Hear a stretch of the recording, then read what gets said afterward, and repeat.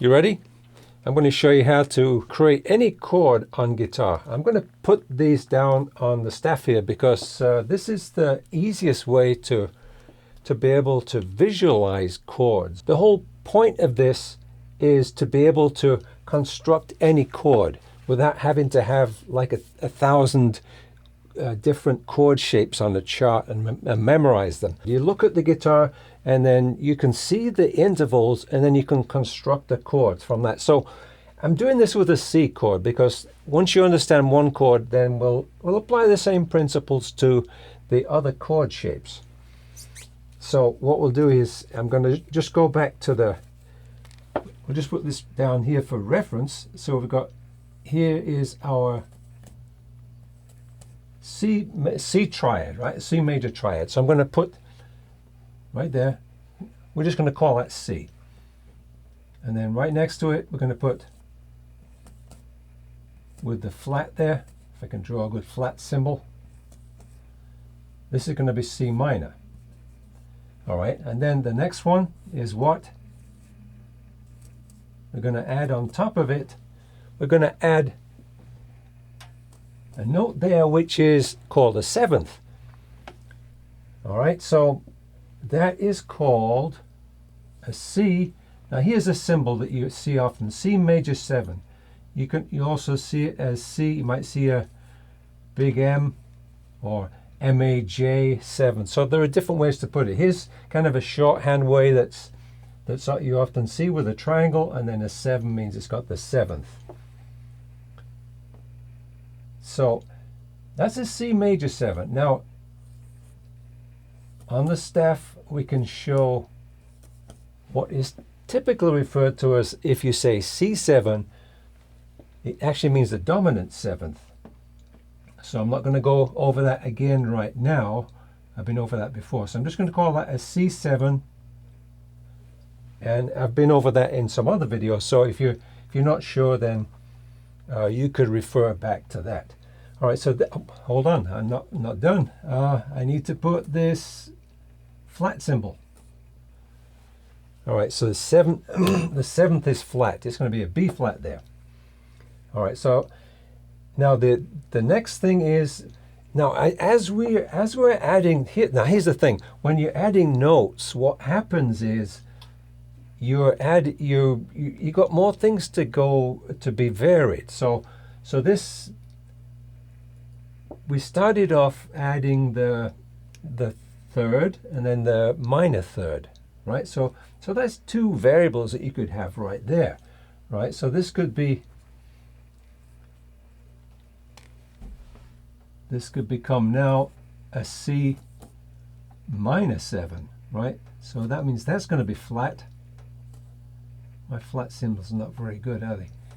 Like that, and that one also.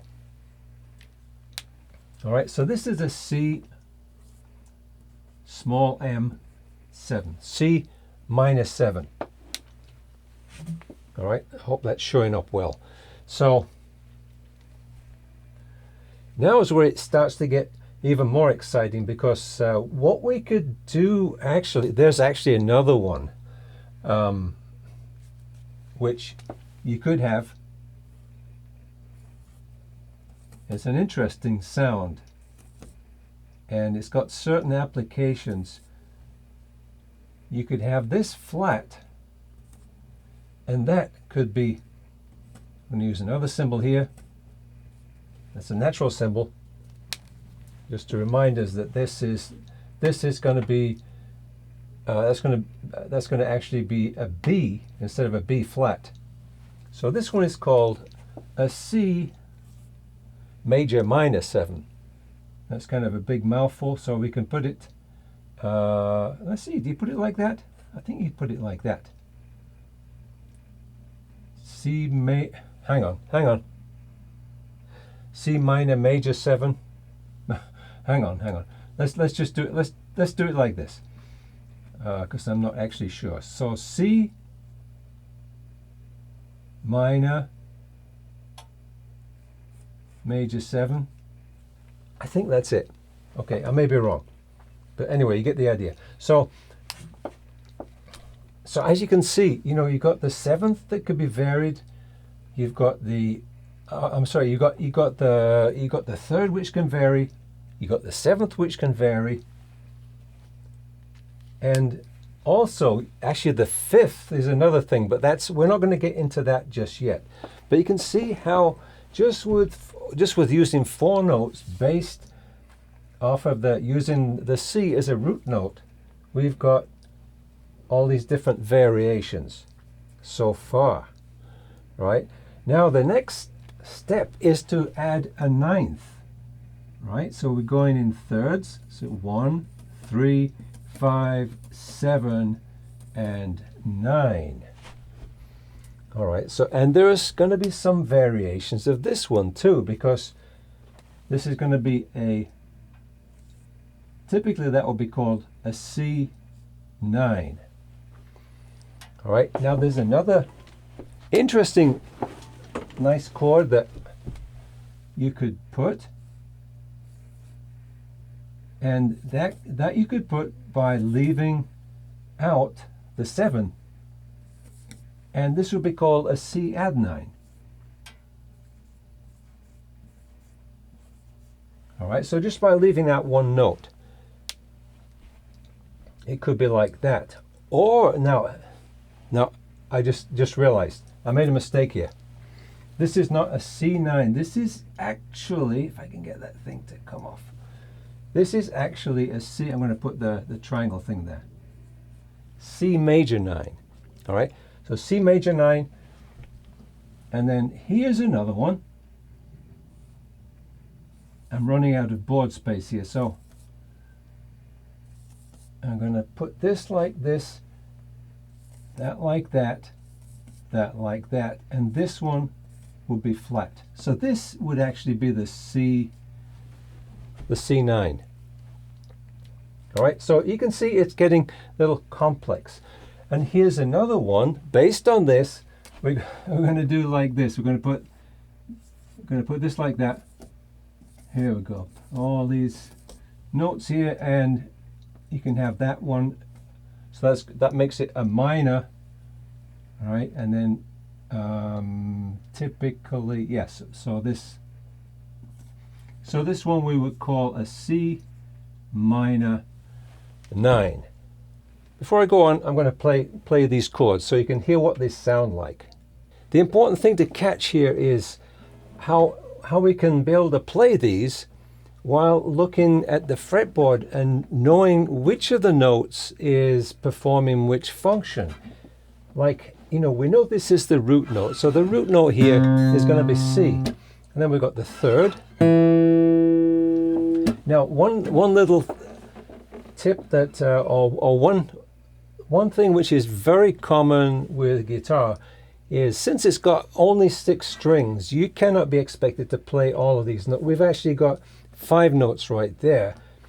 But the problem with guitar is that it's hard to play all of these close chords like this. We call these close. They're not, they're not separated by a big amount of space.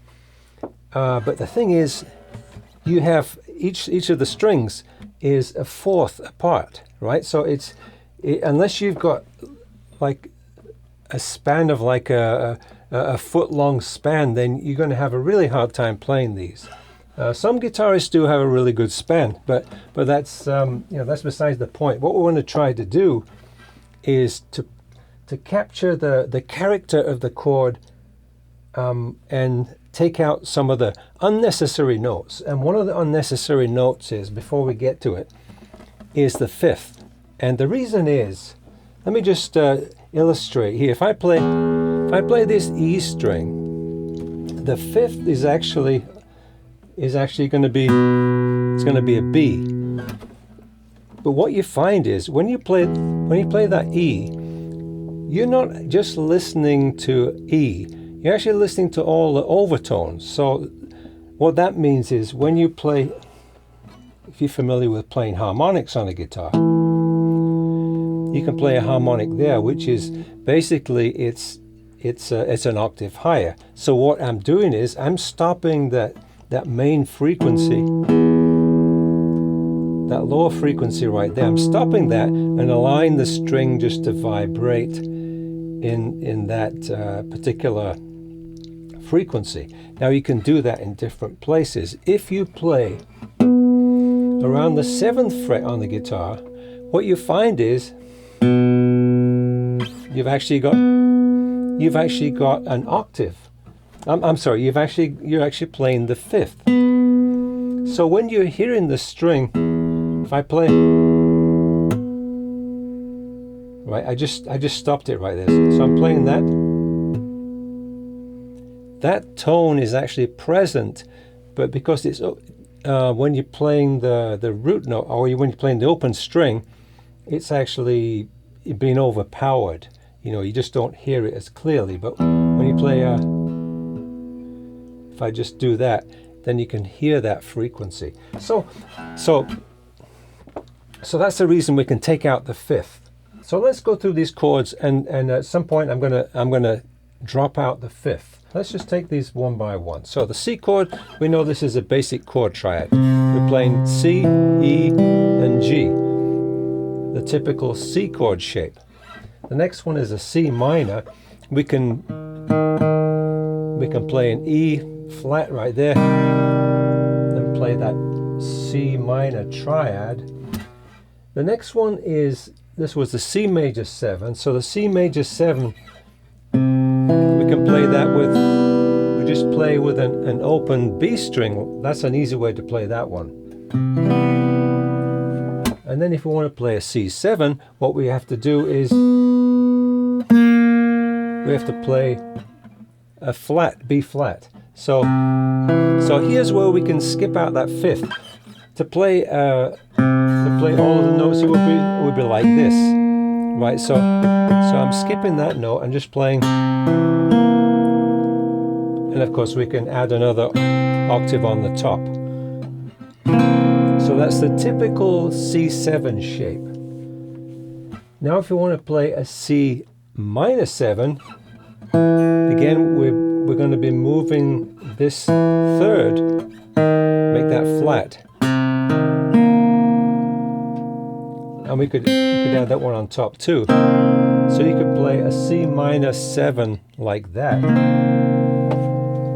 Now, as we're going along, I hope that you can realize that I'm just altering the tones of the chord. So here we've got this.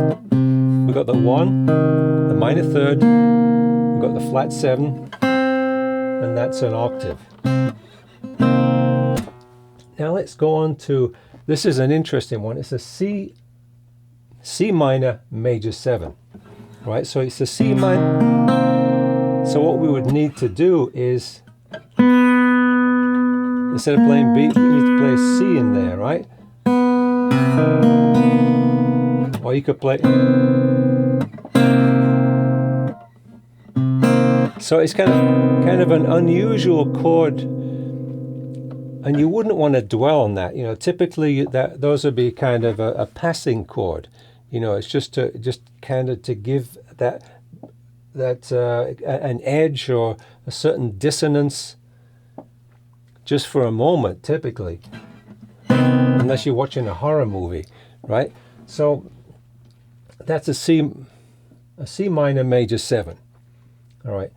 So now let's get to the 9ths. Now here we got another level of complexity. We're adding on top of our standard chords. This will be a C major 7, which is like that. And then we're adding a 9th on top, which if you play the scale is going to be 1, 2, 3, 4, 5, 6, 7, 8. So it's a D. So you add a D on top. And to do that, since this note you're doubling on the root, it's not a problem to do that, right? So you can play. Let's see, what was the first one we come across? The first one is a C major 7. So instead of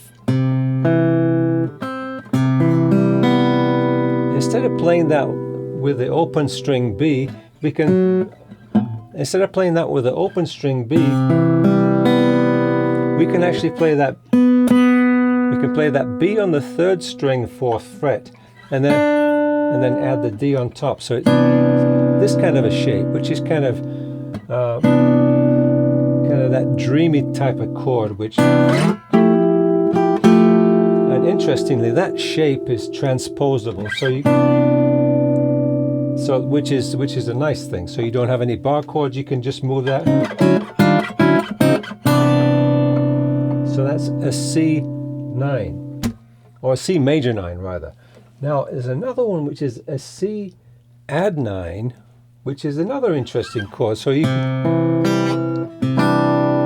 which is kind of like this. It's a similar chord, but you don't have that. You don't have that major 7 in there.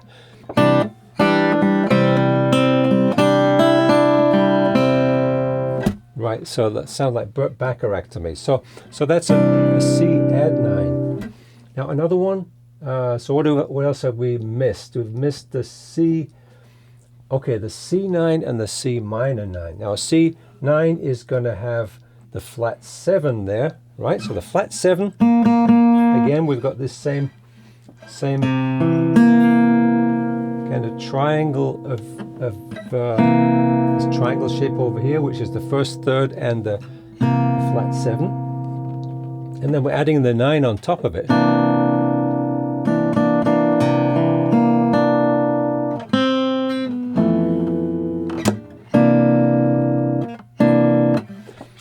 Alright, so that's a C9, and then if you want to make that into a minor 9, then you take that 3rd. That's a nice chord.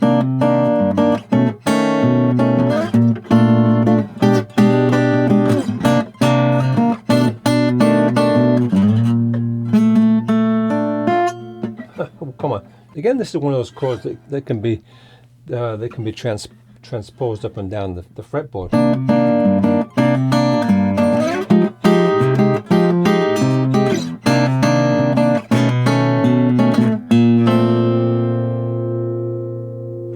Nice chord.